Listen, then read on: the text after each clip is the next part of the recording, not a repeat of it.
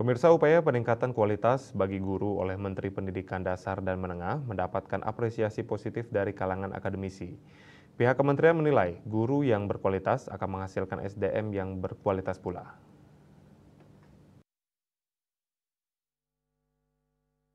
Guna meningkatkan kualitas tenaga pendidik yakni para guru, Menteri Pendidikan Dasar dan Menengah kembali mengadakan pelatihan-pelatihan. Berbagai upaya dilakukan guna meningkatkan kompetensi tenaga pendidik.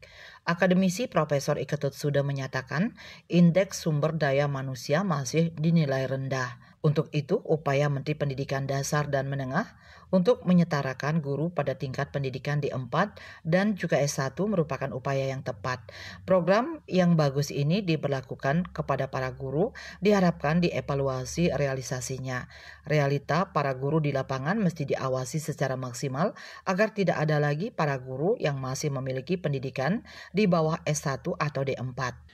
Cuman persoalannya yang penting diperhatikan itu adalah bagaimana kemudian pemerintah melakukan kontrol terhadap pelaksanaan sistem pembelajaran yang sifatnya penyetaraan itu. Karena saya khawatir kalau ini hanya tanpa dilakukan pengawasan secara ketat, itu nanti hanya berhenti pada tataran formalisme. Kan ini yang menjadi persoalan. Sebab kadang-kadang program yang bagus jika tidak didukung dengan komitmen dan goodwill yang bagus, saya kira juga belum tentu menghasilkan sesuatu yang bagus. Secara normatif gitu ya, undang-undang gitu, guru termasuk guru SD itu kan minimal dia berkualifikasi sarjana S1 kependidikan atau D4 kependidikan. Kalau kemudian secara realitas lalu di lapangan banyak guru-guru yang notabene belum berkualifikasi pendidikan S1 atau D4, ya dari segi normatifnya itu tentu perlu dipertanyakan.